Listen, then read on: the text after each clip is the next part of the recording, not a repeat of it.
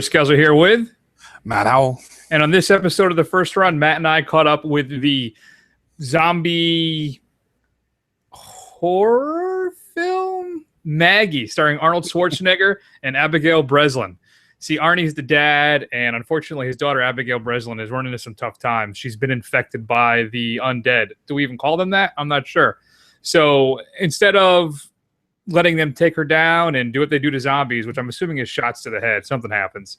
He actually takes her home to kind of just care for her in her last few days as she turns. And then everything gets crazy. There's a big zombie. We'll get into all of it.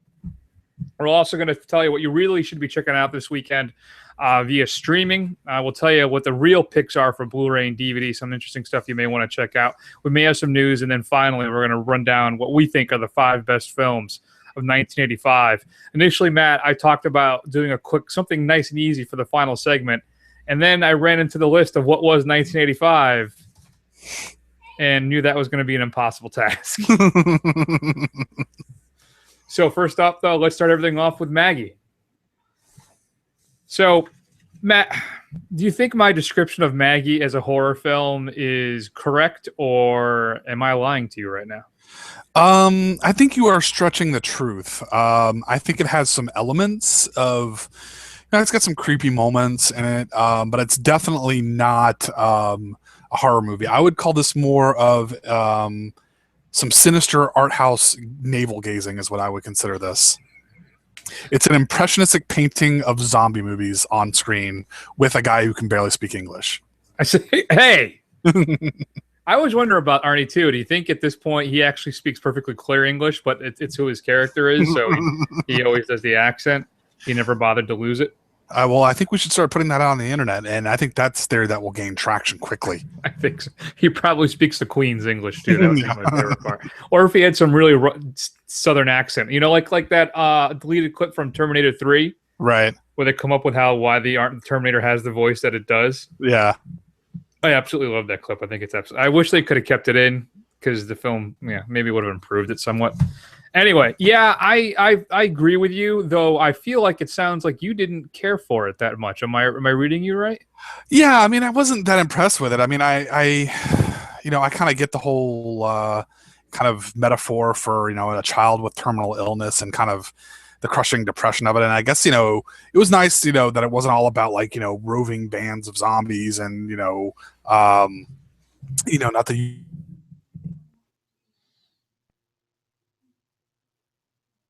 kind of, it didn't have a plot really. I mean, it kind of set up the premise and then you just kind of let. We lost you. Can you reset then? It is after roving bands of zombies. You cut out. Okay, it doesn't really give you your Walking Dead type of thing. It's really they set up the plot, they give you the scenario, and then they just kind of let it just kind of slowly play out and with no real story. Yeah, it's for me the film's much more about loss than it is horror and scares. Right. I think it's much more a meditation on just dealing with a terminal disease like an Ebola or maybe an AIDS in the 80s. And I think that's really more what Henry Hobson, director, and John Scott 3, not the third. The writer's name is John Scott 3. Okay. But I think that's really more. That's kind of how I felt. It's the zombie thing is more of it's more of the introduction and the catalyst to get us to what's really going on, which is this family drama and how they're dealing with this infection with the daughter. There's an interesting family dynamic too, because Schwarzenegger's and Breslin's, his wife, her mother actually passed away previously, and he's now married to another woman and has had 2 kids with her since. There's an interesting dynamic too of the stepmom and working with her stepdaughter as she deals with ultimately that she's going to have to be I don't know what put down. How else would you put it really? Yeah. So, but I conceptually, I thought it was a really interesting idea. We ratchet down the horror and the thrills. Like we've really, the last few years, since I think Zack Snyder's Dawn of the Dead remake, right? Or even before that was 28 Days Later. That was the introduction of the running zombies. Yep. And we've really taken all the thrill I should say, out of the film. Not entirely. I think, I think the pace of the film matches its palette in a lot of ways. It's the film's really washed out, and it's a very somber affair. There's a couple tense moments with some I think relatively effective scares. There's no cats jumping out at you from a cupboard scare, thankfully. But I think overall, I don't know, I enjoyed it. It's not as successful as I think as it could be, but I love the idea of it. I liked the I like the really kind of subdued performance by Arnold. There's no, I'm going to take out these zombies. I've heard that it's a slow burn type thing. I don't know if I'd call it that, because I feel like a slow burn means it's going to build up to some big climactic event at the ending, which this film doesn't do, really. Right. It's more just about them settling with what's happening, trying to exist in the world around them while they say goodbye to their daughter with zombies. But I enjoyed it. If I had to grade it, I'd probably give it a B-. Yeah, I think I'm a little more harsher. I'd probably give it a C. I think it gets an A for effort as far as concept goes, and I appreciate that they tried to do something different, especially with Arnie. And I did like how he probably has maybe 3 pages of lines in the entire movie. I mean, he spends most of his time on camera being silent for the most part. Yeah, he emotes a lot in this. Yeah. But it just wasn't. The execution was just lacking for me. It just wasn't that compelling. I mean, I think it had a lot of kernels of good ideas in there. Like I did like the part where she's hanging out with her friends and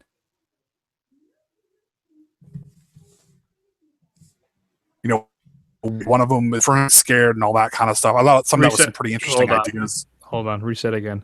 We lost you at hanging out with her friends. Right, so say that line over. I like the part where she was hanging out with her friends. There was a guy who was infected who was, further along than her, and they kind of played that dichotomy and kind of what was in store for her. So I thought there was a lot of nuggets of good ideas in there. I just think that it just didn't have a lot of time to really flesh a lot of them out. Yeah, I agree with that. I think that's a fair characterization, though I clearly seem to like it more than you. I got to admit, though, I'm very excited about possibly seeing Arnold in these kind of more indie, low-budget genre films. This is something that really appeals to me, and I would prefer to see him go this route in the future. They can still be action films. They can still be these horror films, whatever the case may be.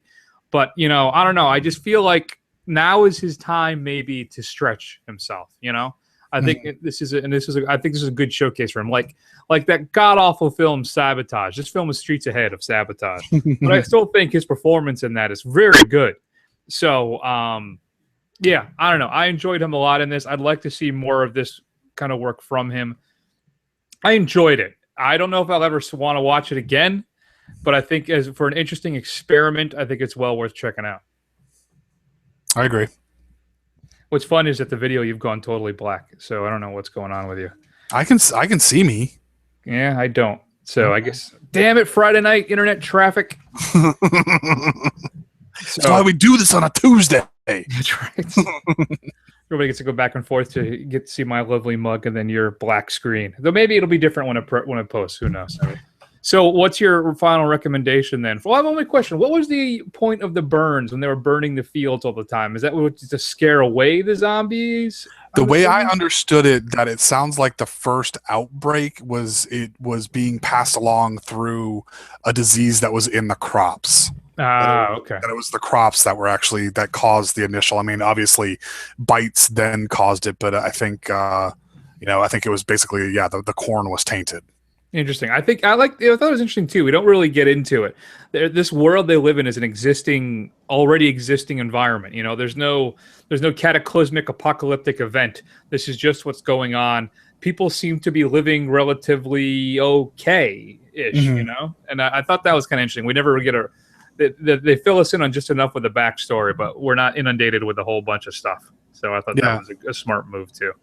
Mm-hmm. So what's your recommendation then? I'll say for me, I'd say check it out. I think it's just prepare yourself.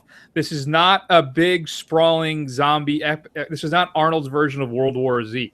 All right, this is very much an intimate kind of family film about loss. Like I said before, that happens to have zombies in it, sparingly.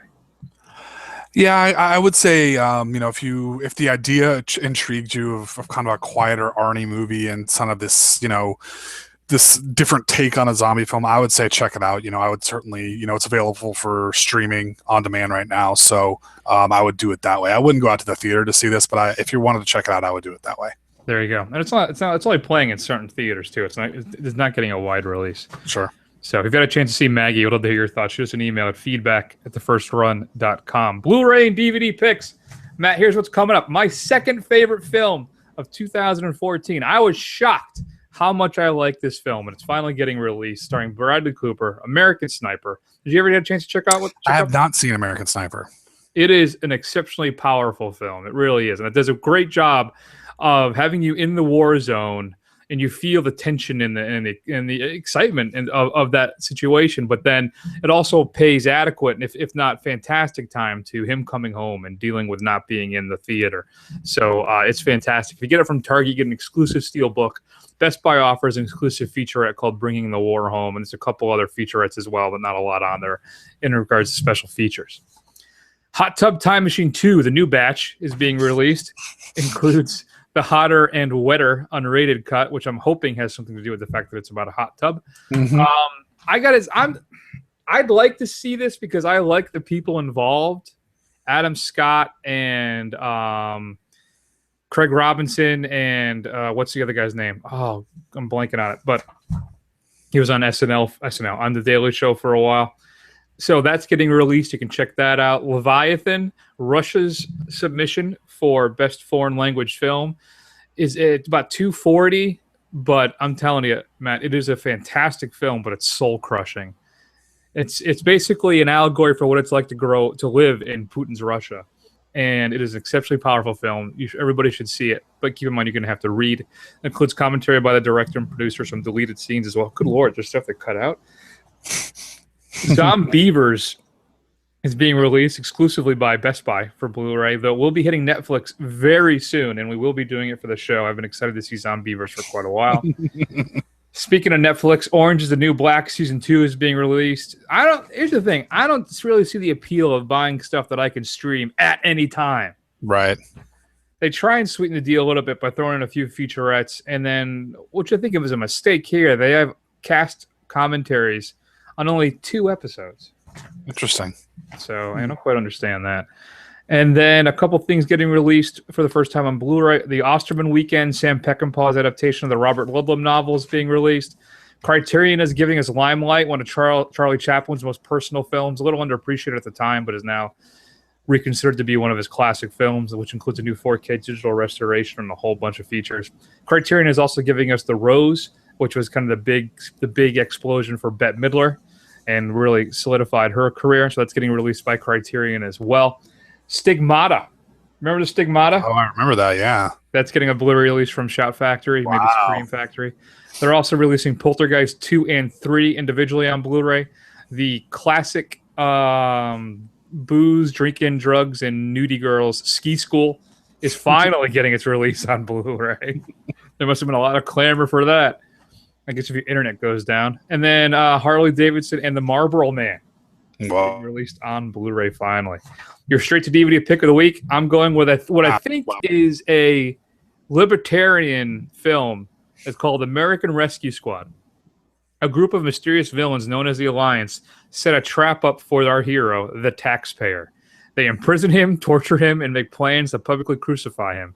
Local janitor Richard Randolph rounds up retired superheroes and hatches a plan to rescue the taxpayer. The villains stage a public rally, because that's what supervillains do, stage public rallies, where many citizens come to watch the taxpayer's crucifixion. The heroes invade the bad guy's lair, and a large battle ensues. Various comedic and action-packed musical numbers are intertwined throughout the madness. In the midst of a big political debate and battle for mankind, because those two usually happen together, will the heroes save the day? Plus, there's bonus features include a Christian Bale-styled BTS freakout scene, additional music trailers, political slam ads, and other silliness. Fake PSAs by Heroes Common Sense. That's the guy's name. Mm-hmm. And then commentaries featuring the cast and crew, a digital comic book, and then behind-the-scenes production videos. So I'm assuming this is some libertarian produced thing. But it sounds. I love the fact that it's supposed to be offensive to everybody, and I like the idea of musical numbers. So, do you have any streaming picks for the week? I'd like to offer Fruitvale Station, which you can watch on Netflix right now. One of the best films of, I think it's 2013 when it came out. Michael B. Jordan's performance in that film is tragic. It is unforgettable. It's about the shooting of the I'm blanking on the guy's name now, but at Fruitvale Station in California, there was a tussle after 4th of July. Everybody was going to see the fireworks, and they ends up running into the cops, and not even the cops, but it's a what do you call it? Metro Police. And there's a scuffle, and unfortunately, Oscar Grant, that's the guy's name, he gets shot. But it's a very powerful film. If you haven't seen it, I can't recommend it enough. What about you, Matt? Do you have a recommendation for us? I'll go the absolute opposite from a nice art piece. If you go on HBO Go or HBO Now, the last X-Men movie, X-Men Days of Future Past, is available. I thought it was a return to form. I really enjoyed X-Men Days of Future Past, and I encourage you to check it out if you aren't burned out on superheroes, like a particular unreliable host of this show who shall remain nameless. I liked X-Men Days of Future Past as well. I think it was the best one since X2. Yeah, I agree. And I'm curious to see about Apocalypse, how that's going to hold up. And I'm wondering, are you going to bother to check out the Days of Future Past Rogue cut? They're reinserting that entire storyline. It's about 20 minutes that they cut out of this film. Yeah, I mean, if it's if it's around, if it's like on Netflix or on HBO or something, I'll check it out. You won't make any special effort to do it? Like, you won't buy it or anything like that? No, I won't buy it, probably. Okay, yeah. I did that with the Wolverine because I wanted to see the unrated cut. Yeah. So I regretted that, didn't you? Yeah, it wasn't really worth it. But I got it really cheap because you had to buy the 3D Blu-ray to see it. Gotcha. But I got it for like $14.99, so I thought it was well worth it for me. All right. Did you have any new stuff for us? You get a chance to check stuff out? Yeah, just a few things. So it's all superheroes all the time here on the first run. That's right. So if you haven't checked it out, CBS has released its first trailer for Supergirl from the recent upfronts for upcoming fall. I know you had a chance to check it out. What do you think of the Supergirl trailer? I said I hadn't had a chance to check it out. You hadn't had a chance to see it. No. Excuse me. Well, I have seen it. Definitely has kind of a typical rom-com vibe going on, and with some superhero stuff thrown in. So I'm kind of on the fence. We'll see. I'll check it out just because I have to, but not super excited for it. Because you have to? Because I have to, yeah. And to kind of go along with that, the new Arrow Flash spinoff, Legends of Tomorrow, that first trailer has come out as well. Very cool. It's going to have Ralph as the Atom. It's going to have Captain Cold, Heatwave, Katie Lotz, who was playing Black Canary, is going to be Lazarus Pit resurrected and come back as White Canary, and Hawk Girl. I was wondering how they're going to bring her back. I saw that she was in the show, and I'm like, how did they do that? I didn't even think of the Lazarus Pit. Yeah. Interesting. So I'm assuming it's the Lazarus Pit because there's a picture of her coming out of a pool of water with candles around it. So I'm assuming that's a Lazarus Pit. That's just. I think it's a safe bet. Yeah. I was watching. I was on Twitter today too, and I saw that somebody, I can't remember what it was. Some said Esquire had said, "Oh, new trailer for Supergirl has been released. Is it possible that superheroes can be fun?" And I'm like, what are you talking about? So I tweeted back, "Yeah, just watch The Flash." Yeah, The Flash. Seriously. Can I tell you, the penultimate episode of this season was this week. Fantastic. Except I had one minor issue with it, was the fact that Arrow was there. Considering what's going on with his storyline right now, yeah. I was a little dicey with that. But still, that show, I'm telling you, it seems to get better every single week. I'm really excited about it. So yeah, I can't. I hope the Flash can keep it up, because I mean, Arrow was really good for the first season, and it got better for the second season, but it's kind of fallen apart in this third season. So I'm hoping they kind of stick to the kind of fun thing that they've got developed here. Yeah, we'll see what happens. I hope so too. I don't know. All right, and then my last piece of big news. So I don't know if you've heard of this. Marvel's getting access to Spider-Man again. Have you heard of this? Yeah, I see they're going to reboot it for like in 2 years or something like that. Yeah, they are. Yeah. We may have mentioned it once or twice. But he is going to show up in Captain America Civil War because he plays a big role in the Civil War storyline. Well, it sounds like Asa Butterfield is going to be your new Peter Parker. Why do I know that name, but I can't place the guy? He was Ender Wiggins from Ender's Game. He was also Hugo from Hugo. Okay, well, I liked Hugo. 18, so he's young. That's good. Yeah. I like a young high school Spider-Man. I think that's definitely the way to go. Careful saying that stuff over the internet because you are on that list. I do have to be wary. Yes. Yeah, there it is. Latino Review usually does get that stuff right too. Asa Butterfield is Spider-Man. From what I hear, that Captain America Civil War, it's gonna, like you said, I think you said it last week, is gonna pretty much have everybody who's been in a Marvel movie almost at this point. If that's been in any of the outside of the Guardians of the Galaxy, will be in that film. Yeah, it's basically Avengers 2.5. That's crazy. Yeah. Looking at the list here, I mean, it looks like it's just a long list. Although I am pretty excited because we're gonna get our first look at the Black Panther in that film. I still wish we could have got a little bit of him in the Avengers film that just came out. Mm-hmm. Oh, well, that's good. Well, good for Asa. Congratulations, buddy. Now, do it right. We'll see how it goes. I just don't want another damn origin film. We don't need it. And I don't think we're going to get one, right? Because he's going to they're completely skipping over They're completely skipping over his origin. Yeah. That's good. Yeah, because we could not have another Spider-Man movie for 10 years, and you wouldn't need to do an origin movie. It's like Superman. Everybody knows who he is and what his story is. Right. Even if you're a kid, you still have the exposure. All right. Anything else? Nope. That's it. Good times. All right. Then let's transition smoothly into the 5 best films of 1985. My honorable mentions list, I think I have about 30 films. It's crazy. Yeah, I could have done that for a really long time. I will say I was struck by how many films came out in 1985. And when you think of 80s films, these are the movies that you're thinking of. It's true. They pretty much all came out in that one year. Yeah. That is crazy. So I'll go first. So I'll give you the ultimate number 1. Okay. Though I think odds are we're probably going to have the same number 1. I can't imagine we wouldn't. So I'll start off, though, with I'm going to go one of the films that really... here's a problem, too, with these lists. I haven't seen a lot of the big films. Like, I've never seen Out of Africa. Okay. I've never seen Prizzi's Honor. Okay. This kind of shifts to nostalgia almost for me. So my number 5 is Reanimator. Nice. That had a huge effect on me growing up as a kid when it came to horror films. And you got to remember, I'm 10 years old at this point. So clearly I didn't see this in the theater. I'm not sure. Was it released theatrically? Probably a little bit, right?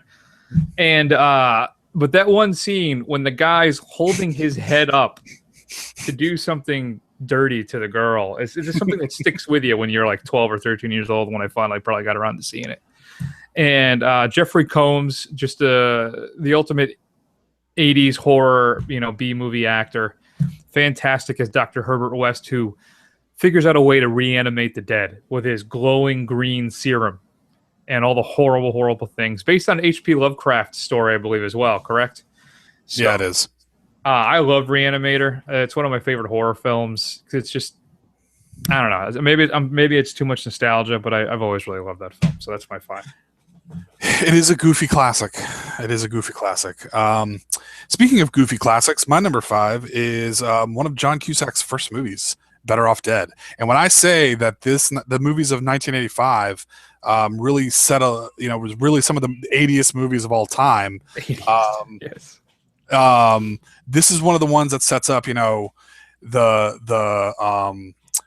kind of jock versus the cool nerd guy, and it also has the quintessential 80s, battle for a girl's heart by having a ski race, which has been parodied many times. But you know what? It's a pretty funny movie. It's a slice of kind of a snapshot of 80s comedies. It's kind of got some dark humor in it.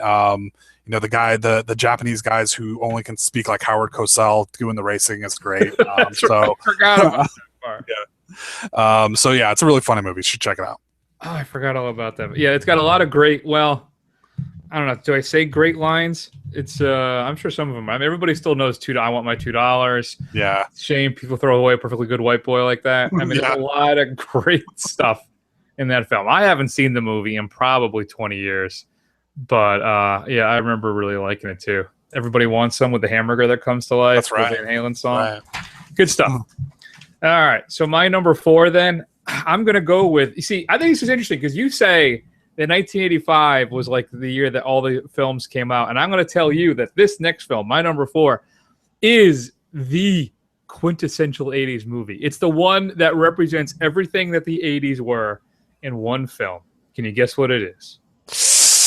Yeah, I can, but there's so many that it could be that I'm a little afraid to say it. But I'm going to say, no, I'm going to let you do it. Go ahead. All right, easily, I think. It's Rocky IV. You got the Cold War. You got just the cheesiness. You got the robot. You got him fighting the big Drago, the Russian guy. I'm telling you, I feel like no other film encapsulates the 80s better than Rocky IV. It really, maybe his other film that came out that year, Rambo, First Blood Part 2. But Rocky IV, I'm telling you, it just, for me, it's a time capsule of what the 80s was. And it is so relentlessly cheesy. I don't know how many the score. How many? I remember when I was younger, when I used to actually still work out, I would always work out to the Rocky score. Not so much the rock songs, but there was a war theme and then training montage. I believe they were. And I'm telling you, that scene when he's training in Russia. Lifting up pulling the big net thing filled with rocks, and he's running up the mountain and lifting up the cart with everybody sitting inside it. Remember when Adrian shows up and he gets all, I'm telling you. The only problem with that movie for me is the ending. When he has his big speech about how we're all the same. If we're gonna do it, we're all, it's so. Apollo's death. Is there a more iconic moment outside of Luke, I am your father in the 80s and Apollo getting killed by Drago? There you go. So that's my number 4. Rocky IV. How fitting. How very nice. All right, so my number 4, it wasn't higher on the list. I think my movie geek cred probably would say that this needs to be higher, but it's pretty an incomprehensible film, like a lot of his films are, is Brazil by Terry Gilliam. A dystopian future, all kinds of weird stuff going on. Basically, an ordinary kind of slave wage drone gets caught up in a revolution, and is it really happening or is it not? Lots of really crazy images, kind of hard to follow. I haven't seen it probably in like 10 years, so I'm trying to even piece together what I can remember. A lot of the images, really stuck with me, but it's a very odd movie. That's why it's a little low on the list. Yeah, that's my number 3 is Brazil. Okay. I'm a big Monty Python guy. I think this is Gilliam's masterwork for me. I think it's such a weird film, but visually stimulating. Maybe you know what though? I do love Time Bandits, but still, Brazil is just a crazy film from start to finish, and it's one of those that once it starts, I can't. I'm watching it through the end. But yep, so that's my number 3 is Brazil. Right. Well, my number 3 is Rocky IV. So there you go. We had him flip flopped. I think you're absolutely right on every point about Rocky IV. It is literally you cannot. Well, there are only a few contenders for what could be more 80s than that movie. But as far as kind of like USA good, Russia bad, kind of all of the over the top crazy stuff going on. I mean, it's just. Come on, seriously? Cut out again. I cut out again. So you say you right out where it says USA good, Russia bad is when I lost you. Okay. It's the epitome of USA good, Russia bad, which was, really the theme of the entire 80s. And then Ivan Drago's one-liners. I mean, come on. If you thought anybody could beat Clubber Lang's one-liners, this does it. I will break you. That's something that is still used today. Yeah, I do. I say that, and I say, what I say a lot too, though I don't get to use it as often as I like, if he dies, he dies. So it's fantastic. That one I say a lot. I also say, even though it's a different film and another time, is shoot them both. Okay. My number two then is a film I actually came to probably 15 years after it came out, but it was released in 1985, and that's Albert Brooks's Lost in America. Okay.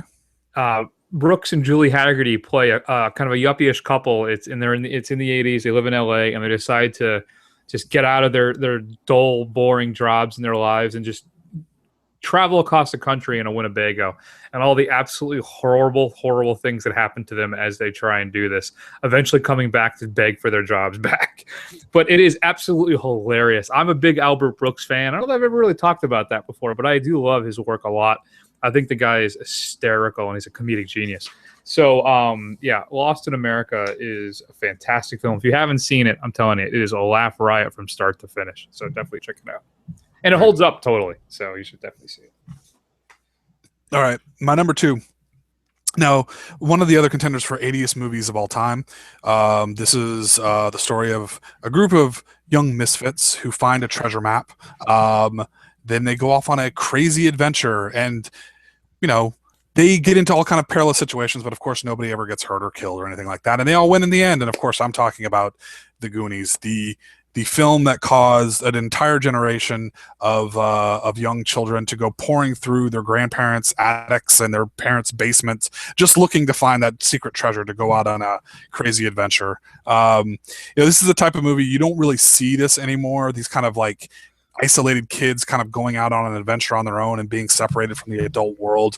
I mean, just with the way things are these days, that story doesn't really fly anymore. And so you had a lot of that in the 80s, and this is probably one of the best ones out there. Yeah, it was my number 6. I had thought about replacing Reanimator with it, but I don't know. Reanimator I just enjoy that film. It's had more of an impact on me, I think. But yeah, I definitely agree. Goonies is a good one. We're actually doing a big event for it here at the Arts Quest Theater at the Frank Ale House Theater here for Goonies, because well, like all these films, it's the 30th anniversary this year. So they're doing a big screening. We're doing a bunch of contests. We're going to have a treasure hunt there at the theater. There's going to be lots of stuff. I'm really excited to be involved with it. Sounds fun. Yep. So that's that. So my number 1 then, Matt, is your number 1. And if it's not, disconnect right now. It is Robert Zemeckis' Back to the Future. It is maybe another contender for one of the 80s movies ever. I definitely agree with that. Yeah, it's Michael J. Fox blew. I mean, you thought he was big with Family Ties. This thing blew him through the stratosphere. Have you ever seen the footage with what's his name, Eric Stoltz? Yes. Yeah, you could definitely see. I think Zemeckis made the right call on that, going with Marty McFly for to be played by Michael J. Fox. Christopher Lloyd. It's a brilliant film. It really is. And I think it still holds up to this day, except when you break it down and really get into what's going on in that movie. If you go over to crack.com, they talk about this. They have a whole segment, I think, in their after hours about how really just disturbing Back to the Future really is. Not even the incest stuff, right? Right. When Marty's mom tries to make out with her. Or the fact that if you think about it, Marty's mom marries his dad, but she names her son after the guy that she wanted to actually be with. Right. If you think about that. And the creepiest part is the fact that Biff is practically raping his mom, but they still keep him around afterwards. This is all very true. Yeah. Or even that Doc Brown was trying to kill them both because he didn't think that his invention was going to work and held them in front of the car. He didn't know it was going to disappear. Wow, I never thought about that. Or the fact that Marty is responsible for rock and roll music, trying to steal rock and roll from black people as well. I mean, revisionist history, man. Whitey and his revisionist history. Really, so don't spend a lot of time thinking about Back to the Future. Just watch it and enjoy it. That's right. It's still really good. So yeah, I like that we both that was our same number 1s. All right. So do you have any honorable mentions? Yeah, I had a few out there. Like I could have put like an entire list of some like crazy 80 movies, but I'll just throw a few out there. I'm a big Western fan, so this Pale Rider, not one of Clint Eastwood's greatest, but it's still really good. Mm-hmm. Pee-wee's Big Adventure, which is also a super 80s movies. Weird Science was very impressionable on me when I was a kid. And European Vacation. Probably a lesser vacation, but still not a bad film. Yeah, I had all those on there. I also had, like earlier, you had Better Off Dead. Clue, which I still liked a lot when I was a kid. Cocoon. Let's not forget, in honor of Arnold Schwarzenegger, Commando was released in 1985. This is my week. Romero's Day of the Dead. Chevy Chase and Fletch. Yep. Disney's Explorers. Jewel of the Nile. The Last Dragon. You ever seen The Last Dragon? I have not seen The Last Dragon. Oh, it's such an awesome film. It's horrible, but it's great. Ridley Scott's Legend. Phenomenon, Dario Argento's horror film with Jennifer Connelly when she can talk to the bugs. Okay. Rambo 2, Real Genius, Silverado, Teen Wolf, Fright Night, Return of the Living Dead, actually a superior zombie film, I think, to Day of the Dead. Witness, Spies Like Us, Young Sherlock Holmes, Barry Levinson's film. I've always loved that movie. That actually was a serious contender for my top 5 at one point. And then, of course, the second worst Bond film of all time, A View to a Kill. Yeah. There's a lot of good movies that came out in 85. I was really surprised. Yeah, I didn't think it was going to run that deep until I pulled up the list. So as we normally do with this too, we're going to run down the top 5 box office films for 1985. Number 10 was Spies Like Us. That was a huge hit. A lot of people, I think, still think that film is hilarious. I haven't watched it in a long time, and I'm willing to bet that it's not. Come on, man. USA good, Russia bad. That's right. Number 9, The Goonies. Number 8, Witness. Number 7, Jewel of the Nile. Number 6, Cocoon. Number 5, Out of Africa. Number 4, The Color Purple, a film I haven't seen as well as Just Like Out of Africa. Number 3 was Rocky 4. Number 2, Stallone does it again with Rambo First Blood Part 2. And then finally, the biggest hit of the year, of course, was Back to the Future. There you go. All right, so did we miss any? I can't see how we did. Shoot us an email at feedback@thefirstrun.com. Next week, I got to say, I'm really excited about this now. So excited, Matt, that I went out to Best Buy because they were on sale for basically $5 a piece for the original films. So I picked up The Road Warrior and Beyond Thunderdome for I think like $6 each. And they had the new Scream Factory version of Mad Max for $12. Nice. So to hell with it. I pulled the trigger on all 3. I'm going to try and work them all in. Because I'll be honest with you, I haven't seen The Road Warrior in probably 15 years, if not 20. I'm not sure when it came out. And then I've never seen Thunderdome. You've never seen Thunderdome as a child of the 80s? I have never seen it. No, it is my favorite Tina Turner song. I'm surprised you've never seen it. Yeah, brace yourself for some serious 80ness coming out of that one. But I'm telling you, Matt, I don't know if you've heard, but Fury Road, the reviews are insane. Yes. 99% on Rotten Tomatoes. And that's with 151 reviews. There's no one sitting on their review yet. So I am really excited now to go see this. Plus, it's got my boy Tom Hardy in it. You can't really go wrong with TH. Yeah, it looks fantastic. I'm very excited. Now I just have to figure out a way to work in all these Mad Max films over the next 3 days. Because I can't. So I'll be seeing the new one probably Tuesday night. If you want to be all caught up, you don't want to miss any backstory from the Mad Max trilogy. Can't miss any of the subtext George Miller's got working in this stuff. All the callbacks. I want to see them all. Yeah, there you go. So hopefully you'll be able to work that in too. You can check out Fury Road, and we can talk about that next week. So that's a big show for this week. Check us out on Facebook and Twitter. We're also on YouTube, where you can watch a live stream of the show. We're also now back again on Instagram, and I'm posting mostly nothing dirty. And shoot us an email as always at feedback@thefirstrun.com. Coming up too the next couple weeks, Tomorrowland, I'm really excited about. The Poltergeist remake has got me somewhat hopeful. So there's still a lot of stuff coming up I'm excited about. Matt, anything else? Nope, I don't think so. I think you're going to enjoy The Road Warrior. I still think it holds up pretty well. Excellent. So as always, just wanted to say, remember, back in 89, I simply slid into place. Buddy, buddy, buddy, all up in your face. So enjoy your weekends, everybody. Thanks for listening and watching. We'll see you in a week. See ya. Nice. See ya. Get out. See ya. Bye.